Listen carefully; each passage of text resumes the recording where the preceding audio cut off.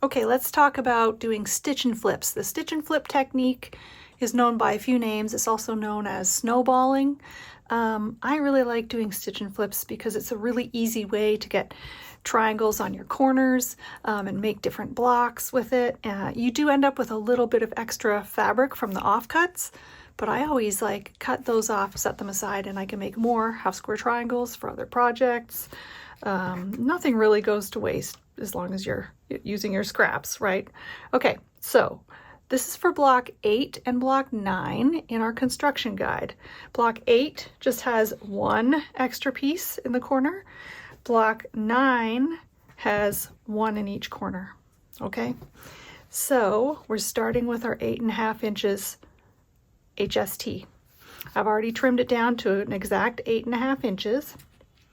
And if I want to have a piece, a triangle that is goes halfway on a block, then I'm going to cut 4.5 inches. So 8.5, 4.5. If this was a 6.5 inch unfinished block, I'd be cutting a 3.5 inch square. If it was a 4.5 inch unfinished block, I'd be cutting a 2.5 inch square. Does that make sense? It's like 2 and 4, 3 and 6, 4 and 8, but this is 4.5, 8.5. So I'm going to put it on this corner. I've already marked a line from point to point, and you're going to stitch right along that line. So I put this in place. I add some pins, and I will stitch all the way across. This would be block 8, right? I would stitch along here, trim 1/4 inch away, and then flip this down and iron in place.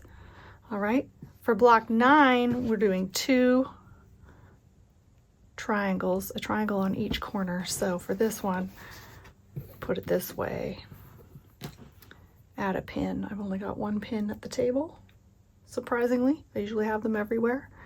Okay, and then I would do the same for this one.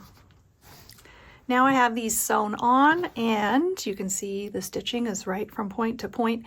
Sometimes if you're worried about being coming up a little short when you fold this over, you might want to sew just to the right of your mark, okay?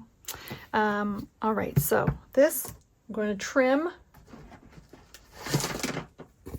1/4 inch away from the seam. Creates our seam allowance, and see what I mean? This is extra offcut. It doesn't fit with any of the other blocks that we're making for this quilt because it doesn't have the seam allowance, but you can save all of these little offcuts and make something else with them. Okay, turn this around, slice,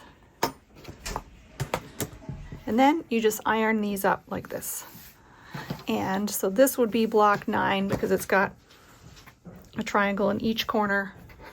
Block 8 only has one of these stitch and flips, and one side stays as a solid triangle.